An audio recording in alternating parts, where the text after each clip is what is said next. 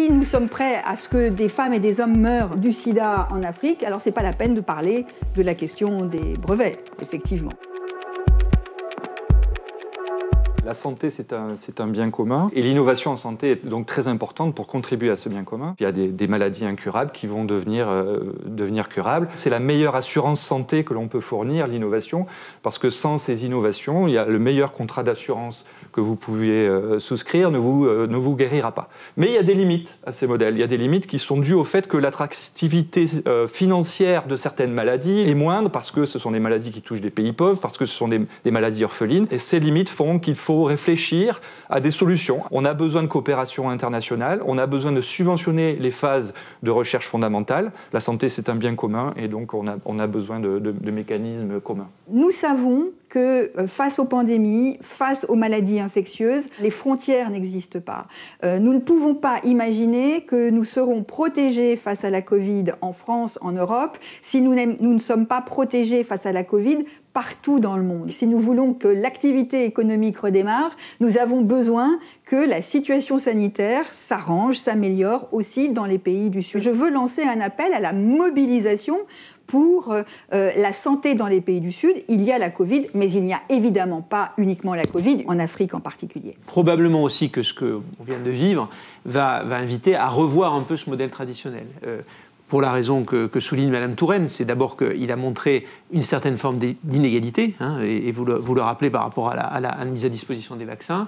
Se pose aujourd'hui la question des brevets. Le modèle doit probablement être repensé par rapport à ça. Penser à la santé comme un bien commun, ça veut dire qu'on se préoccupe que tout le monde puisse accéder à la santé, y compris dans nos sociétés développées. Mais la question du prix est évidemment centrale. Nous avons créé, il y a une dizaine d'années, le Medicine Patent Pool, le MPP, qui nous permet de travailler sur la mise en commun des brevets, de faire baisser le prix des médicaments. Et je veux dire, ce sont des choses qui marchent. C'est-à-dire que nous créons des marchés là où il n'y a pas de marché rentable, entre guillemets, pour les industriels. Je vous donne un exemple très concret.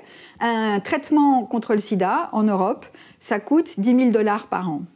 Nous mettons ces traitements à disposition dans beaucoup de pays africains pour 60 $ par an. Il y a des maladies qui intéressent moins aussi parfois les sociétés. C'est grave de dire ça parce qu'il n'y a pas forcément le bon business model derrière. Donc là-dessus, pour moi, il y a un vrai sujet. Il faut aussi qu'on invente des nouveaux modèles. Nous devons insister sur le fait que nous devons travailler sur le coût de l'innovation dans les pays du Nord et la mise à disposition de l'innovation dans les pays du Sud. Nous préconisons à United la mise à disposition volontaire des brevets, le partage volontaire. Le mot volontaire est essentiel, mais quand la volonté n'est pas là, c'est bien qu'il y ait une petite pression pour encourager la discussion. Toutes les entreprises ne manifestent pas la même bonne volonté. Le brevet, c'est quand même un système qui existe pour toute innovation, et c'est le mal nécessaire pour permettre que l'innovation arrive. Le droit des brevets dans le domaine du médicament est extrêmement récent, puisque, si je ne fais pas d'erreur, il date des années 50.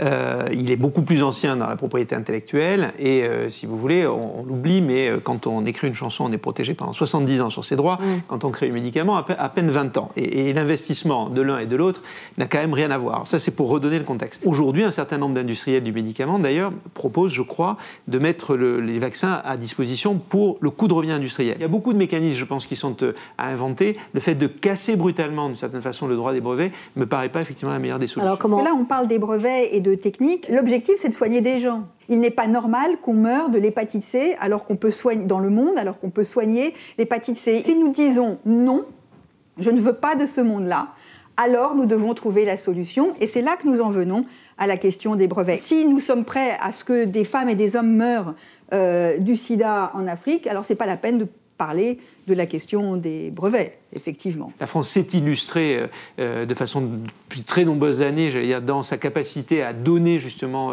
accès à certaines populations des pays du Sud à des innovations en santé. Et nous pensons effectivement que c'est un rôle qu'elle doit également jouer.